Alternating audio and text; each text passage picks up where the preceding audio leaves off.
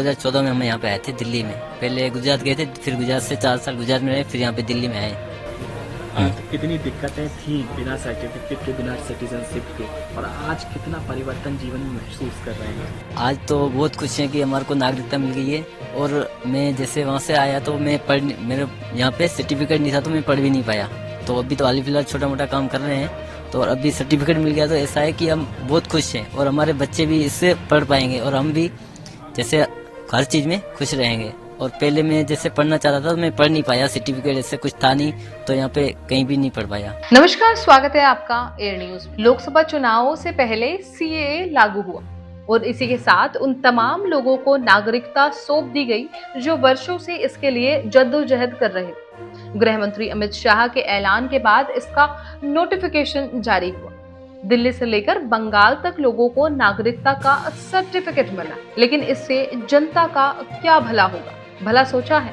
क्योंकि ये सीएए ही एक वैसा मुद्दा है जिसे लेकर सियासत खूब गरमाई।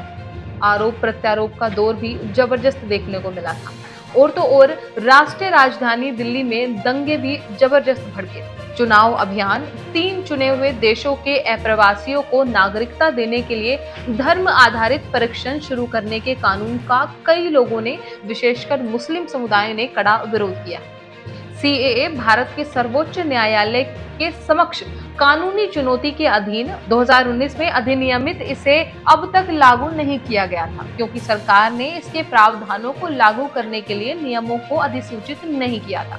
नियमों को अधिसूचित करने का समय एक वैध संदेह पैदा करता है, अगर यह चुनावी बॉन्ड विवाद से ध्यान हटाने का प्रयास है।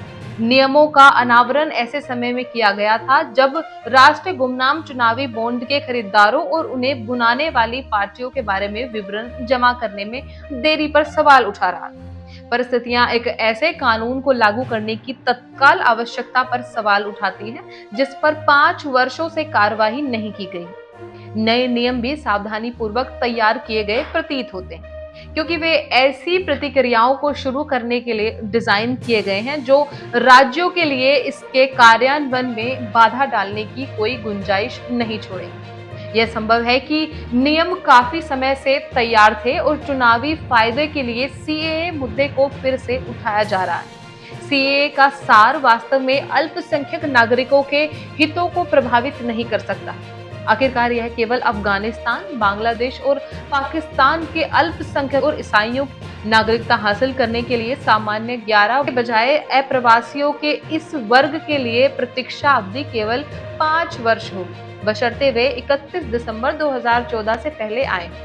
इसके अलावा इसमें ऐसा कुछ भी नहीं है जो किसी की नागरिकता को खत्म कर दे।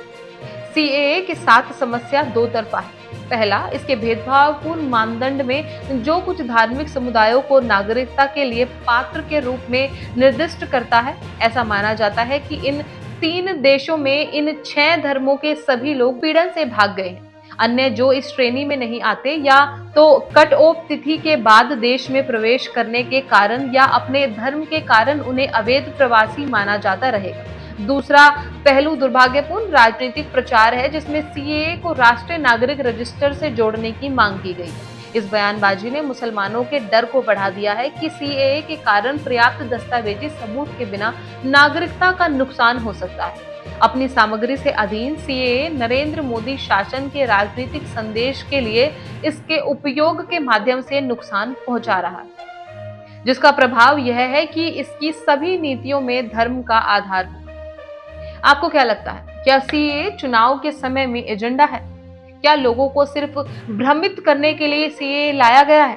सीएए से लोगों को कितना फायदा और कितना नुकसान है? और क्या सीएए को लेकर सरकार को इशारा धार्मिक तौर पर जनता को साधना है?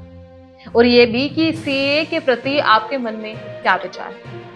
इन सारे सवालों के जवाब हम जानने के लिए उत्सुक हैं, तो आपसे अनुरोध है कि आप अपने विचार, अपने जवाब आप हमें हमारे कमेंट बॉक्स में लिख कर भेजें और इसी के साथ साथ इस वीडियो को ज़्यादा से ज़्यादा लोगों तक शेयर करें। फिलहाल इस रिपोर्ट में बस इतना ही। इस मुद्दे से जुड़े कोई भी सवाल या अपने विचार आप हमें हमारे कमेंट में लिख कर भेज सकते हैं। फिर मिलती हूँ एक नई अपडेट के साथ, तब तक के लिए आप देखते रहिए एयर न्यूज़। नमस्कार।